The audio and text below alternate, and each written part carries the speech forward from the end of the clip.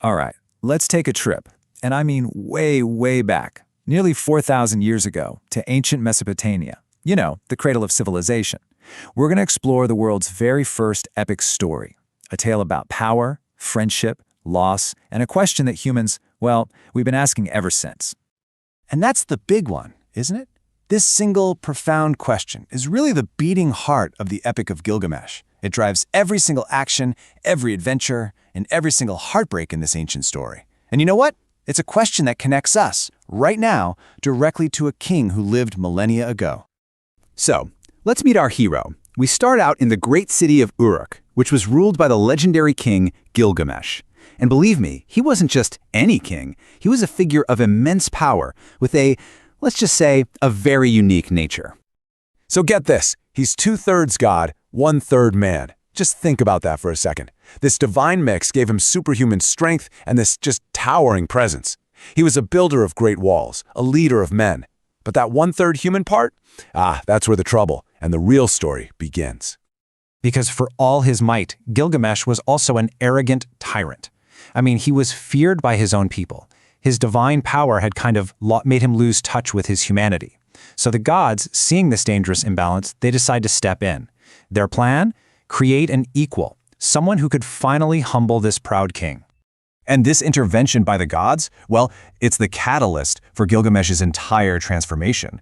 And it doesn't come in the form of a monster or some big disaster. No, it comes in the form of a friend, Enkidu, a wild man created from the clay of the steppe.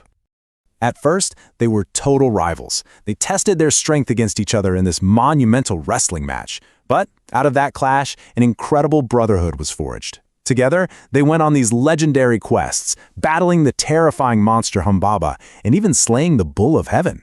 Through Enkidu, Gilgamesh was actually discovering loyalty and love for the first time, and his proud, selfish heart really started to change. But you know, every great story has its tragedy. And this friendship, the one thing that had given Gilgamesh's life so much meaning, was destined to be cut short. Their defiance of the gods came at a terrible price, and it's right here that the story takes its most profound and painful turn. After Enkidu falls ill and dies, Gilgamesh is just completely shattered. He is confronted for the very first time with the brutal, inescapable reality of mortality. This question, must I too become like clay? I mean, that is the cry of a man who suddenly realizes his divine heritage can't protect him from the same fate as his mortal friend. So this raw, terrifying fear of death, it sends Gilgamesh on a brand new, desperate journey. He abandons his throne, his riches, absolutely everything to chase an impossible prize, the secret to eternal life. He's not looking for glory anymore. He's looking for an escape from the human condition itself. His quest basically becomes this desperate odyssey. He journeys to the very ends of the earth, facing trials that would break any ordinary person. All of it driven by a single, terrifying thought: I do not want to die. His journey eventually leads him to a man named Utnapishtim, who happens to be the only man ever granted immortality by the gods. And he got it after surviving a great flood. A story that sounds pretty familiar, doesn't it? But Utnapishtim, he delivers the hard truth. His gift was a one-time deal. Immortality, it can't be earned or given.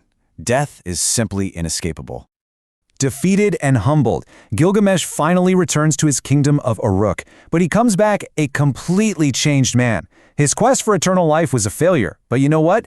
In that failure, he found true wisdom. What he learned was so profound. He learned that mortality connects all of us, even a 2/3 God. He understood that the meaning of life isn't found in trying to avoid death, but in the love we share. And maybe most importantly, he realized that what truly endures isn't our lifespan, but the legacy we build for others. When Gilgamesh looks upon the great walls of Uruk that he built, he finally sees his true immortality. It's not in living forever, it's in what he leaves behind. So you see, this epic isn't just some ancient tale, it's a timeless reflection of our own struggles with life, death, and meaning. It's a story that influenced countless others that came after it. So, in the end, the Epic of Gilgamesh leaves us with the same choice our hero faced. We can spend our lives fearing the inevitable, or we can choose to live with purpose, to love deeply, and to build something that lasts beyond us. It turns the mirror back on all of us and asks a question that is just as urgent today as it was 4,000 years ago.